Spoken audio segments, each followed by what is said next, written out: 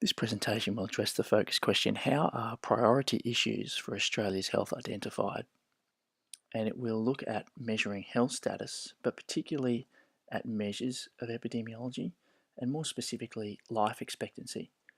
And we'll look at some tables and graphs that show the trends in life expectancy over time and also look at the differences between males and females. Now, thus far, we've looked at mortality, infant mortality, morbidity, and now we're about to look at life expectancy. And in our next presentations, we'll look at prevalence and incidence.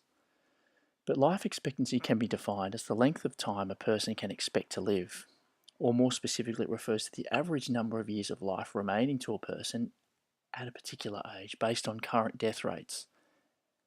Now, if we look at this graph here, we can see that life expectancy for both males and females has increased significantly since 1888 through to 2013. We can also see that females have a higher life expectancy at all times throughout that period.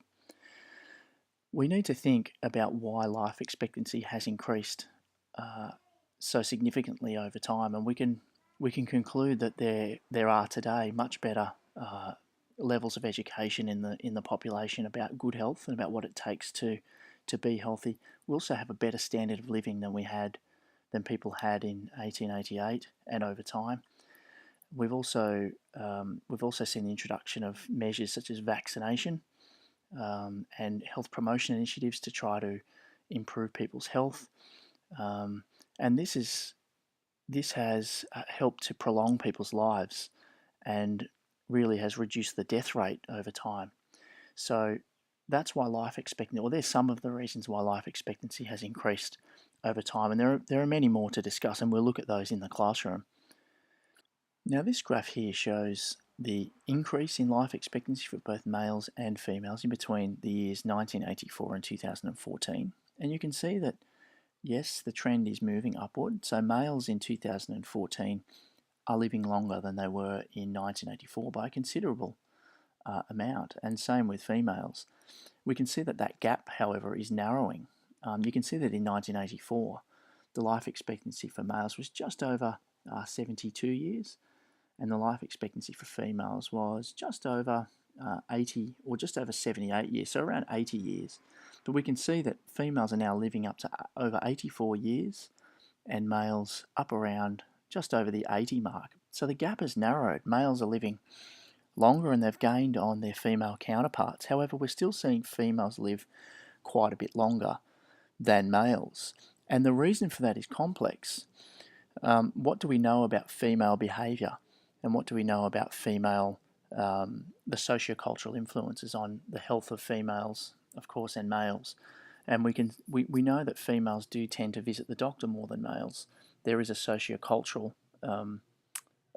influence on those kinds of things, generally speaking. Females have more contact with their doctor over their lifespan, which may actually lead to, diagnosing chronic conditions before they become really bad.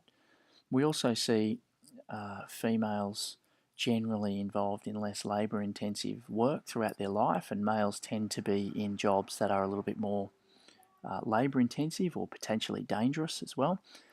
We do see males overrepresented in car crashes and in statistics that link to suicide and things like that. So we see that death rate of males higher across the lifespan. So that may play a role in the differences in life expectancy. But it's also thought that males and females have their difference lies in the sex hormones, and it's thought that testosterone may actually increase a male's tendency to develop cardiovascular diseases later in life, with the female sex hormone estrogen thought to be more of a protective factor.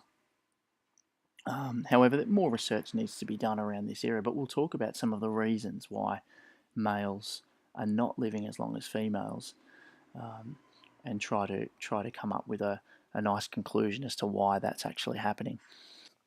Now, life expectancy of males, just to sum up, is 80.3 years and females 84.4 years. So females living approximately 4 years longer than males, or expected to live 4 years longer than males. And we have seen slight increases in life expectancy on a year-to-year basis, so it is constantly tracking upward. Males, an increase from 80.1 in 2013 to 80.3 in 2014, and also a slight increase for females, 84.3 in 2013 and up to 84.4 in 2014.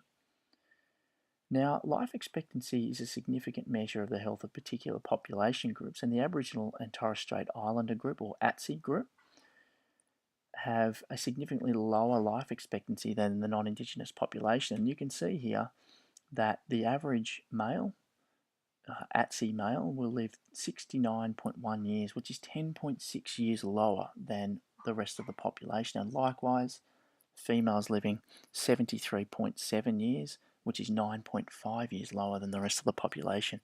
So you can see that is a significant difference for a group in our population. And the reasons for that are complex as well. However, we're seeing a large proportion of Indigenous people live in rural and remote areas with less access to health services. They are predisposed to risky behaviours such as high levels of smoking and drinking alcohol. Also, rates of suicide and self-harm, etc., are higher. So all of this paints a picture of the Indigenous health as being, particularly with this measure of life expectancy, not quite as high as the rest of the population. So it's very important that we understand the sociocultural, environmental, socioeconomic, and individual determinants that lead to this type of outcome for Indigenous people. And we'll be looking in more depth at that as we go. But we need to also understand that life expectancy for the Aboriginal and Torres Strait Islander group has actually increased slightly as well over time. So it is actually tracking upward as well, but still a significant gap between the Indigenous population and the rest of the population. Thank you very much for listening, and please listen in for the next podcast.